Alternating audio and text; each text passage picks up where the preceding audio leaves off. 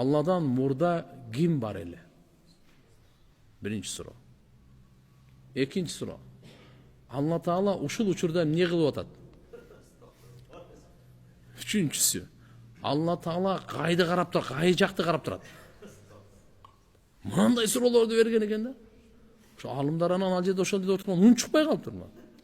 Алла каякта карап турат сени?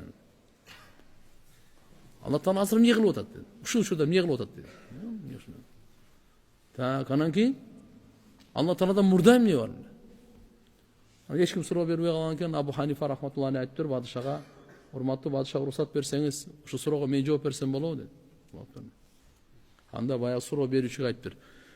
Siz суроо берүүчүсүзбү же жооп берүүчүсүзбү?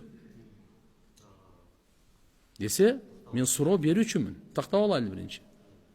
Анда мен жооп берүүчүмүн. Сиз түшүңүз суроо берүүчү пастан суроо берет, жооп берген бийиктен жооп берет деп. Биринчи ушу ишти кылыптыр.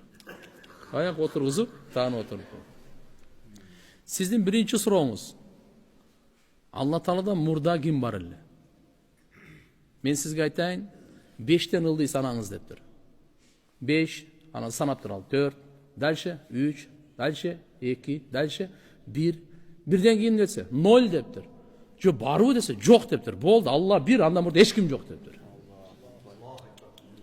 Бирго бул сан мажази. Алла Таала ахад, хакыйкый. Вообще жок да эми бул баягы илимий сөз менен айтылгандачы. Андан мурда эч ким жок. Бул болсо экинчисин айтыптыр.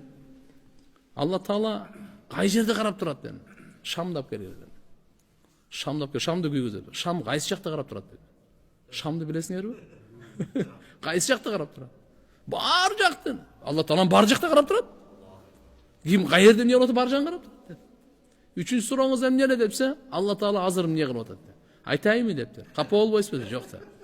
Азыр сизди мен түшүрдүм го, берге отурдум го. Алла сизге окшогон кордушун түшүрөт дагы, мага окшогон иззаттын отургузуп коет дептир. Азыр ушундай кылып атат дептир.